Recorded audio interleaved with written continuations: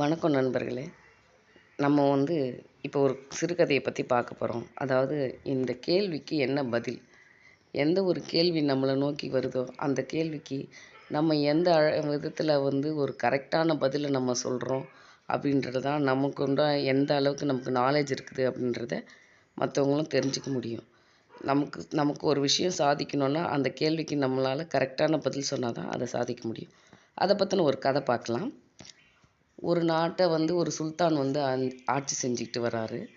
அவர் பார்த்திங்கன்னா தன்னுடைய நாட்டில் வாழும் மக்கள் அனைவரும் உண்மையே பேச வேண்டும் அப்படின்ற ஒரு எண்ணம் இருந்துச்சு அவருக்கு. உண்மை உள்ளவர்களாக வாழ வேண்டும் அப்படின்றதில் ரொம்ப கண்டிப்புடையவராகவும் இருந்தார். ஒரு நாள் கோட்டை வாயிலில் திறப்பறதுக்கு முன்னாடி ஒரு பெரிய தூக்கு மேடையை நிர்மாணம் செய்து வச்சார். கோட்டையில் வாயிலில் காவலுக்கு தன் படைத்தலைவரை நிறுத்தி மக்களின் பேச்சில் உள்ள உண்மையை அறிந்து தெரிவிக்கும்படி சுல்தான் கட்டளையிட்டார். எல்லோருடைய மனநிலையும் மொத்தமாக அறிய முடியாது. ஒரு பானை சோற்றுக்கு ஒரு சோறு பதம் என்பது போல கண்டறிவோம் என படைத்தலைவன் முடிவு செய்தான். கோட்டை வாயிலுக்கு வெளியே குடியிருக்கும் மக்களை பார்த்து படைத்தலைவன், உங்களில் யாராவது முன்வாருங்கள், நான் கேட்கும் கேள்விக்கு சரியான பதில் கூற வேண்டும். தவறினால் தூக்கு தண்டனை, பொய் சொல்லவே கூடாது என்று கம்பீரமாக கூறினான். திடீரென்று இது என்ன சோதனை என்று மக்கள் அதிர்ச்சியும் பதட்டமும் அடைந்தனர்.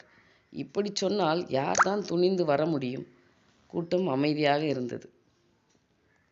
அப்போது கூட்டத்திற்குள்ளே இருந்து மக்களை விலக்கி கொண்டு ஒருவன் முன்னே வந்தான். படைத்தலைவரின் கேள்வியை எதிர்நோக்க தயாரானான். மக்களுடைய வழிகளில் தூக்கு மேடை பயமுறுத்தி கொண்டிருந்தது. படைத்தலைவன் அவனை பார்த்து கேட்டான், இப்போது நீங்கள் எங்கே போகிறீர்கள்? தலைவரே, தூக்கு மேடையை நோக்கி போகிறேன். அது எப்படி? நீ பொய் சொல்கிறாய். உங்கள் சட்டப்படி என்னை தூக்கிலிடுங்கள், நான் சொல்வது பொய்யானால். அப்படி தூக்கிலிட்டால் நீ சொன்னது உண்மையாகிவிடுமே.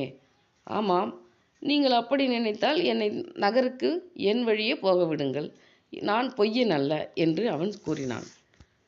மக்கள் அளவற்ற மகிழ்ச்சியில் ஆரவாரம் செய்தனர்.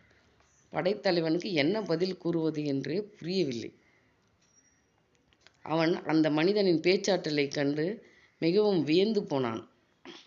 இதுவே அவனுடைய கேள்விக்கு சரியான பதிலாக இருந்தது. இந்த வீடியோவை நமக்கு ஜென் ரிவ்யூஸ் ஆன்லைன் ஸ்பான்சர் பண்ணுறாங்க.